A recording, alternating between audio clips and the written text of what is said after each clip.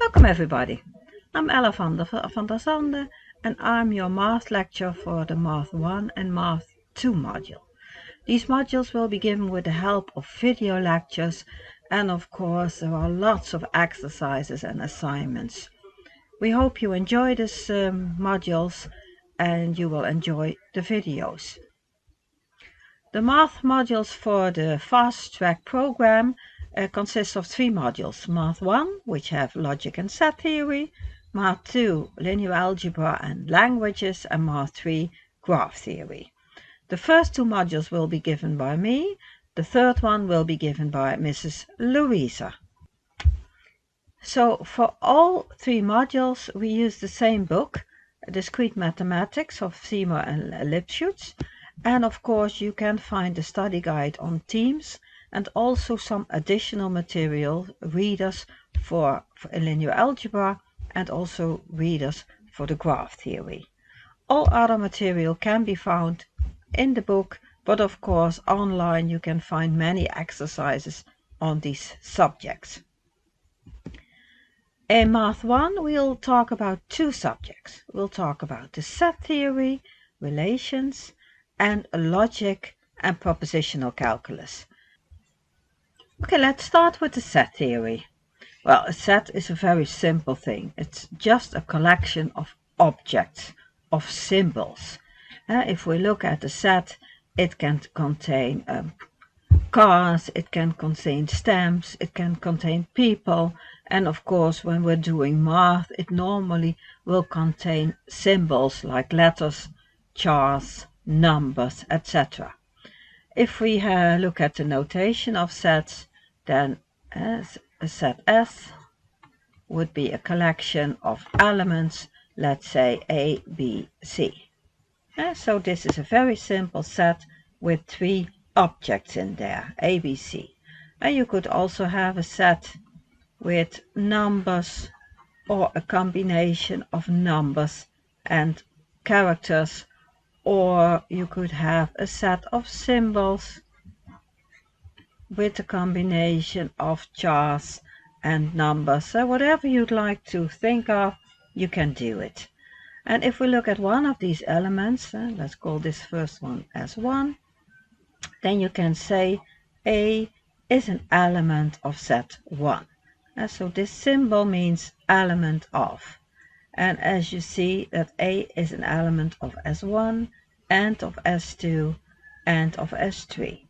Well, if we look at the B, we can say that B is an element of S1. We could also see B is an element of S2, but B is not an element of S3. And you use the element of symbol to explain that it's not an element.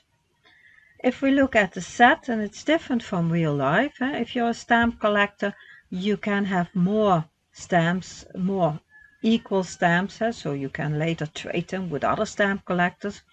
But in a set in math, if you have 2 identical elements, they don't count twice. So for instance, if I look at this set, where we have 2 B's in there, then the number of elements in this set is 3. The number of elements in this set is 3. And so these 2 A's just count for 1. So doubles don't exist. Also what you need to know, a set has no ordering. So whether I write the set A, B, C, it would be exactly the same as the set B, B, A, C, A. So repetition is not an issue, ordering is not an issue. If we look at this set, so we described it as a list of all elements in the previous slide. So we had S would be, for instance, 1, 3, 7. But you can also give a description. So for instance, another set, let's call this one 1 again, S2 would be all elements which are integers, and for instance also larger than 7. And so then this set would be identical to 8, 9, 10, 11, etc. And the number of the element S1 would be 3, but the number of elements of S2 would be infinite, because there is no ending to this set. We also have some special sets. So, for instance, if we look at U, that's normally denoted as the universal set. And so if we talk about exercises, if we talk about combinations of sets, then there's always some big, all-comprising set where we can take our objects from.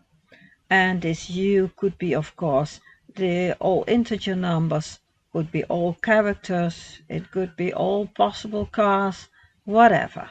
And so you define the universal set as the collection where we can take our elements from. And if we look at another special set, that's this one, which we can also write like this. And if we look at the second notation, then you already think of, okay, it's a set with nothing. And indeed, this is called the empty set. So a set with no elements. So if we look at the elements from the universal set, then none of those elements are inside the given set, the empty set. If we look at more sets, then there is also a way of describing them with the help of a Venn diagram. So to give you an example, let's say we have set A containing of the numbers 1, 3, 7. And we have set B containing of the numbers 3, 8, 12. And let's say the universe is all natural numbers, n. Okay, then if we make a drawing, then we always draw the universe as a rectangle. And so this is supposed to be a rectangle. Never mind my lines, I can't draw straight lines. So this is U. So U is all positive integer numbers, set, natural numbers. Okay, then we have a set A, and this set A contains of 3 symbols. And we can draw them as a circle. So a Venn diagram consists of a rectangle, which represents the universe, and inside it has the sets we're talking about, in this case set A, and we also have set B, and now you already see that B has one element in common with A, so let's take another color. So this one would be B, with 3 also from A, and 2 outside the set. And so now we've drawn a Venn diagram containing of a set A and a set B. They overlap, so there's one element in both of them, and the total rectangle is the universe where we take them from. So if we would like to draw some elements outside A and B, that would be 2, 4, 5, etc. All the elements from the natural numbers. We can also talk about subsets. So let's again draw a Venn diagram. Okay, so this is U again, and let's take U being the natural numbers again. So this is U. Then I could have a set A of containing 1, 4, 8, 9. So let's say this is A. Okay, then we could make a different set. Let's call it B. And B could contain, for instance, 8, 9. And then you will see that 8 and 9 also belong to A. So I could draw B inside the circle of A. And if that's the situation, then we call B a subset of A. And the notation would be B a subset of A. And you see me making this small line there underneath the strange sign. And that means that it could also be identical one. So if we look at A, then A itself is also a subset of A. So they may be identical. If we omit this small line, then for instance B is a subset of A, then we call this a proper subset.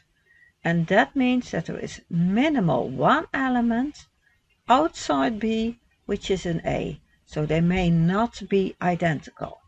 So this one means subset or the same, and without the line it means a subset, a proper one, a real one.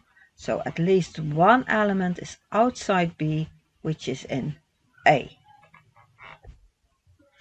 If we look at subset, there are some special rules, some theorems. So if we look at this list, then most of them are quite obvious. So of course, if A is a subset of B and B is a subset of A, then they're exactly the same. So if both are contained in the other one, then they must be the same set. And of course also the second one, if A, let's say this is A, is a subset of B, and this B is again a subset of C, yeah, then of course this subset A, this set A is a subset of C. And we already saw that A is a subset of itself, and of course because all objects come from the universe, then any set A must be a subset of this universal set. And the other thing also applies. If we have an empty set, yeah, there are no objects in there. So the empty set is always part of any other set, even the empty set itself. So the empty set itself is a subset of the empty set. And as we saw last time, if A is a subset of B and they're not identical, then we call it a proper subset. So then at least one element is inside B which is not in A. That is a proper subset. If you look at some other aspects of sets, we can also call two sets disjoint, and that means that they have no overlap.